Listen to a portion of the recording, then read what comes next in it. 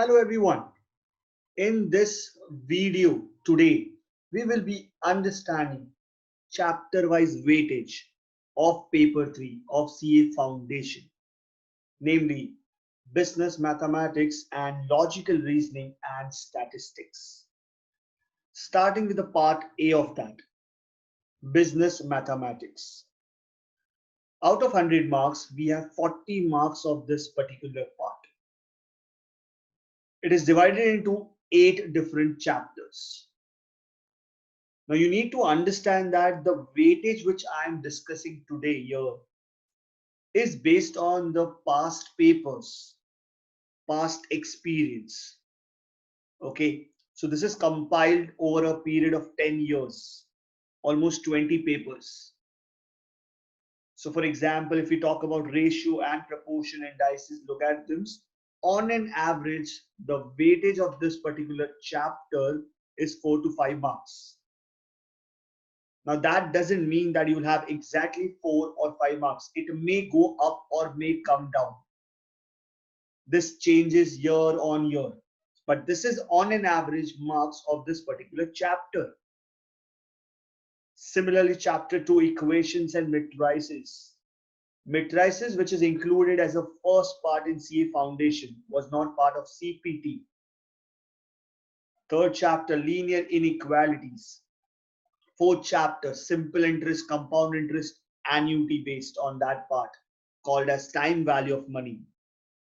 And then we have permutation combinations for 4 to 5 marks. Sequence and series, sets, functions and relation. And lastly, we have chapter number 8 called as differential calculus and integral calculus. Now in this, I will also tell you that as a non-maths background student, right, those students who haven't studied maths or statistics part from after their 10th standard board, right? So for those students, I will give you a preference in this particular video that which all chapters you need to do first, foremost, before going and appearing for CA Foundation exam. My first priority in this part A will be the time value of money. The first priority is my time value of money.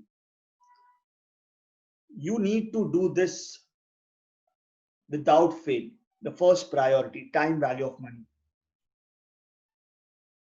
Simple interest, compound interest, formula based, annuity, formula based. You can score at par, 14 on 14, 12 on 12, 10 on 10, whatever marks you have that particular chapter for. So my first priority is time value of money. Post that, my second priority is equations and matrices.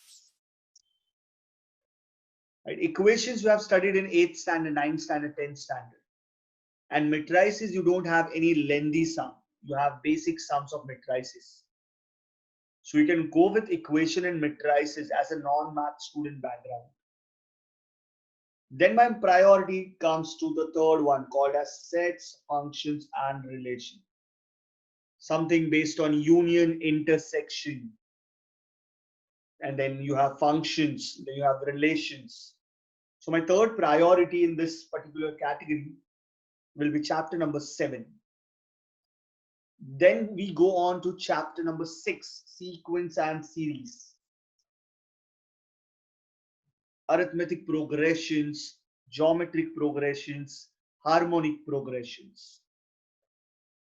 So the first priority, time value of money. The second priority, equations and matrices. The third one, sets, functions and relations. The fourth one, sequence and series. The fifth one will be the first chapter, ratio, proportion, indices, logarithms.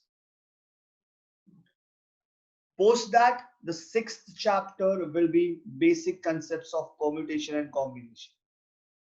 Now you need to understand that permutations and combinations are very important for probability chapter.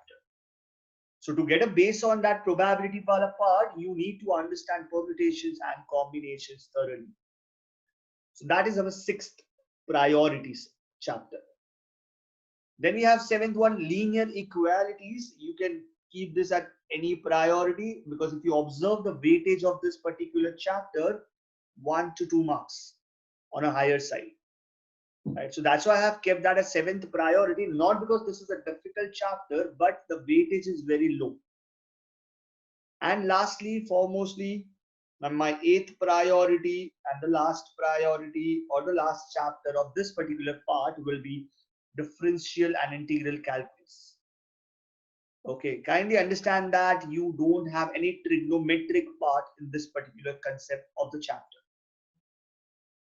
So, for understanding that differential calculus and integral calculus, do watch my coming videos because I will be sharing lots and lots of shortcuts, different methods for integral calculus and differential calculus as well.